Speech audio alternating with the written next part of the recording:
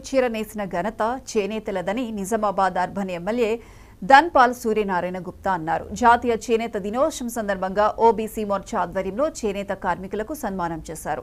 ఈ కార్యక్రమానికి ముఖ్య అతిథిగా ఎమ్మెల్యే సూర్యనారాయణ గుప్తా హాజరయ్యారు. బీజేపీ అధికారంలోకి వచ్చాక నరేంద్ర మోదీ స్వదేశీ వస్తువుల వాడకంపై ప్రత్యేక దృష్టి పెట్టి వారిని ప్రోత్సహించే విధంగా అనేక కార్యక్రమాలు చేపట్టడం జరిగిందని ఎమ్మెల్యే తెలిపారు.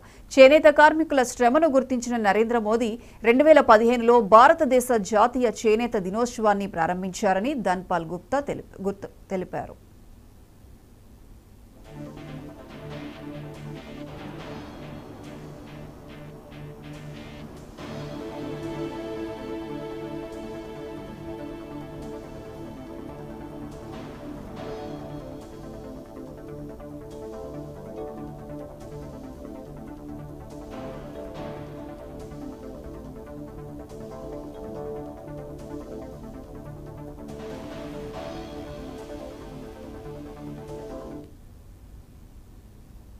చేనేత అంటే ప్రపంచంలో భారతదేశమే యాదికి రావు.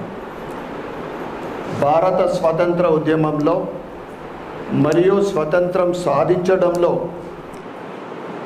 ఏదైతే ఒక సాధనంగా ఉపయోగపడ్డది చేయూత, ఇది చేనేత. ఎందుకంటే గాంధీ గారు కూడా రాట్నం పట్టి బట్ట నేయడం జరిగింది. అదేవిధంగా స్వదేశీ వస్తువులను వాడాలి, విదేశీ వస్తువులను బహిష్కరించాలి అని ఏదైతే చేనేత కార్మికులకు అండగా ఉంటూ ఈ మెసేజ్ ఏదైతే ఉందో ప్రపంచవ్యాప్తంగా కూడా చేనేతని భారతదేశం ప్రాముఖ్యతను పెంచింది. అగ్గిపెట్టెల్లో కూడా చీర నేయచ్చు అని ప్రపంచానికి చాటి చెప్పిన కళాకారులు, చేనేత కార్మికులు భారతదేశంలో ఉండడం నిజంగా మనమందరం కూడా గర్వించదగ్గ విషయం. బీజేపీ 2014లో కేంద్రంలో అధికారం వచ్చిన తర్వాత స్వదేశీ వస్తువుల వాడకంపై ప్రత్యేక దృష్టి పెట్టి వారిని ప్రోత్సహించే విధంగా అనేక కార్యక్రమాలు చేపట్టడం జరిగింది. ముఖ్యంగా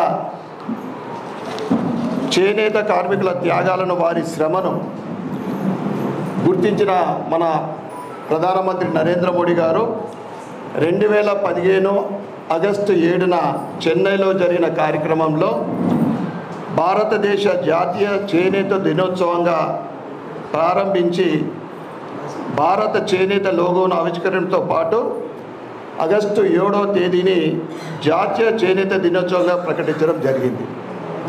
స్వతంత్రం వచ్చి 75 సంవత్సరాలు గడిచిన 10 సంవత్సరాల క్రితము ప్రధానమంత్రి నరేంద్ర మోడీ గారు ప్రధానమంత్రి అయిన తర్వాత ఈ చేనేత కార్మికులకు ఇచ్చిన ఒక గొప్ప వరం అనుకోండి, వారికి ఒక ప్రత్యేకమైన స్థానం కల్పించింది ప్రధానమంత్రి నరేంద్ర మోడీ.